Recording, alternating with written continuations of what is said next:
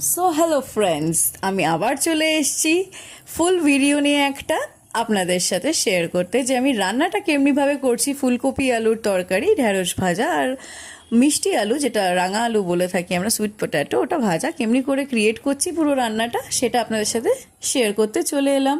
তো ফার্স্টেই দেখলেন আমি কড়াইতে দুটো কড়াই বসিয়ে দিয়েছি ঝপঝপ একদম, আর তার মধ্যে তেল দিয়ে আমি ফুলকপিটা এক সাইডে ভাজা বসিয়ে দিয়েছি নুন হলুদ দিয়ে অল্প অল্প, আর রাঙা আলুটা নর্মাল তেলের মধ্যে সর্ষের তেলেই ফ্রাই করছি নুন হলুদ দিয়ে ভাজা বসিয়ে দিয়েছি। আর আরেকদিকে ভাত হচ্ছে আমার।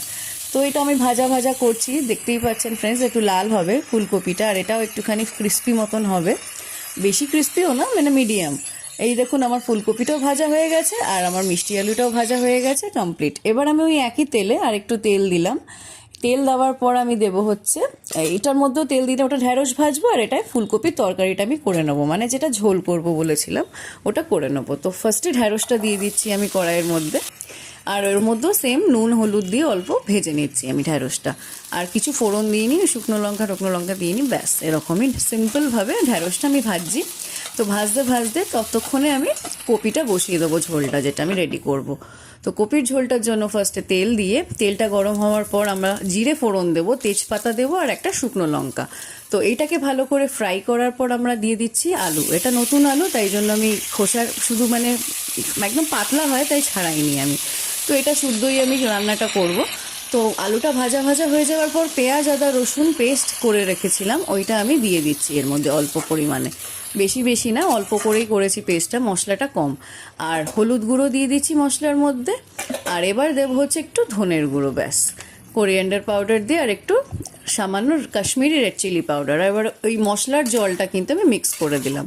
তো এবার মিক্স করার পর ভালো করে আমাদের এটা কষিয়ে নিতে হবে আলুর সাথে, যতক্ষণ না আমাদের তেলটা সেপারেট হয়ে যাচ্ছে। তো একটু একটু জল দিয়ে কষালে মশলার কাঁচা গন্ধটা কেটে যাবে।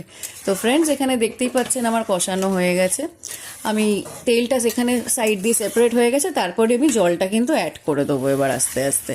তো ফ্রেন্ডস, আমার দেখতেই পাচ্ছেন কষাচ্ছি আমি ভালো করে। তো এবার জলটা আমি ফাইনালি এবার অ্যাড করছি।